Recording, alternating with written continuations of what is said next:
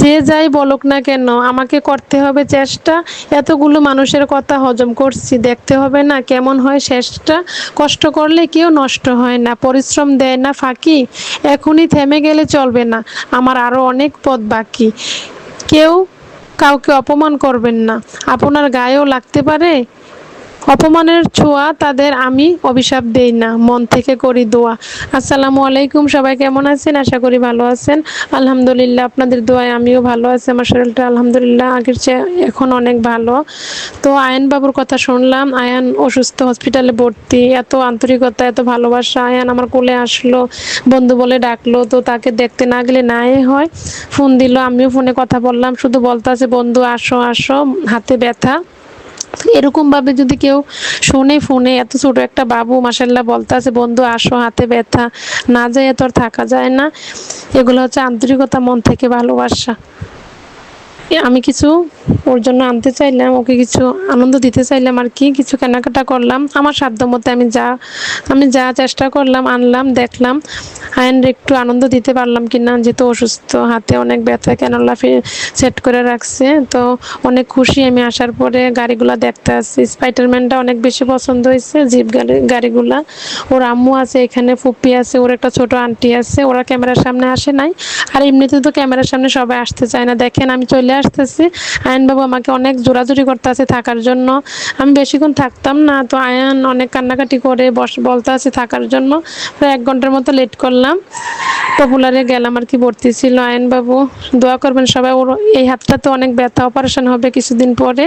তো ওর ফুপি আবার নাস্তা আনতে গেল, এখানে একটু ঠান্ডা দিল আমাদেরকে। ওর আম্মুর সাথে কথা বলতেছে, আয়ান আমার দিকে তাকাই রয়েছে, বলতে আছে আমি খাওয়ার জন্য। তো আমাকে দিল, পরে আমি আবার আয়ানকে একটু খাওয়াই দিলাম আর কি। আর আমি এমনি তো বাচ্চাদেরকে অনেক ভালোবাসি, মন থেকে বাচ্চাদেরকে অনেক বেশি ভালোবাসি। যখন হসপিটালে গেছিলাম না, তখন কিন্তু আমি তার সাথে কথা বলি না। এমনিতে আমি সব বাচ্চাদের সাথে কথা বলি। আয়ানকে আমি দেখছিলাম না প্রথমে, আয়ান একটু দূরেই ছিল, ও নিজের ইচ্ছাতে আমার কাছে আসছে। আসার পথে আমি ওরে কোলে নিলাম, একটু আদর করলাম। এই যে আমার সাথে মিশলো, বন্ধু বলে ডাকে, ফোন দিলে, এগুলোই তো হচ্ছে ভালোবাসা। ওই যে আমার ব্যথা পাইছে, হাতটাকে দেখাইতেছে। মাশাআল্লাহ, দোয়া করি ওর জন্য, ওর যেন সুস্থ হয়ে যায় আর কি।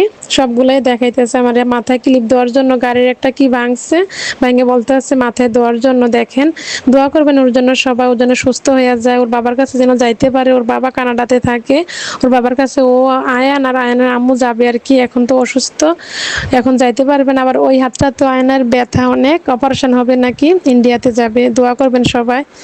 দোয়া ছাড়া আর কি করতে পারবো, আমরা তো কিছুই করতে পারবো না। দোয়াটাই আল্লাহর রহমতে অনেক কিছু। সবাই সবার জন্য দোয়া করবেন, মন থেকে ভালোবাসবেন। এগুলোই মরার পরে আর কিছুই থাকবে না। কে কার জন্য কি কতটুকু করলেন, এগুলোই, এই ভালোবাসার কথাগুলোই মনে থাকবে। সবাই দোয়া করবেন আয়নের জন্য, আমার জন্য দোয়া করবেন। সবাই সবার জন্য দোয়া করবেন। ভালো থাকবেন, মিলেমিশে থাকার চেষ্টা করবেন আর কি। সিলেটে আবার যদি যাই, যদি থাকি সিলেটে, ওরা যদি থাকে আর কি দেশে, তো দেখতে যাব আয়নকে। আয়নেরও তা খুব মিস করতেছি। আয়নের হাতে অনেক ব্যথা, আমাকে বলতে আছে ওরা স্পাইডারম্যানগুলোকে ঘুম পাড়িয়ে দেওয়ার জন্য আর কি। মাশাআল্লাহ অনেক সুন্দর আয়ন, সবার সাথে মিশা যায়, আমার সাথে অনেক বেশি মিশছে। তার জন্য আর থাকতে পারলাম না বাসায়, ও অসুস্থ শূন্য দেখতে চলে আসলাম হসপিটালে। ওর ফুপি আবার বনফুল থেকে কিছু নাস্তা আনলো আর কি আমাদের জন্য, ভালোই লাগলো। ওর ফুপিটা অনেক ভালো, আবার ছোট আন্টিটা অনেক মিশুক। ওর আম্মুর কথা তার না বললে নাই হয়, ফোন দিচ্ছে, আমিও ফোন দিলাম। আয়নবাবু খেলতে আসছে, আমার ব্যাগের মধ্যে কি আছে দেখতে আছে আর কি। আবার যদি সিলেটে আসে ওর সাথে দেখা হইব, চেষ্টা করব দেখা করার জন্য। সবাই দোয়া করবেন। আজকে এতটুকুই, আল্লাহ হাফেজ।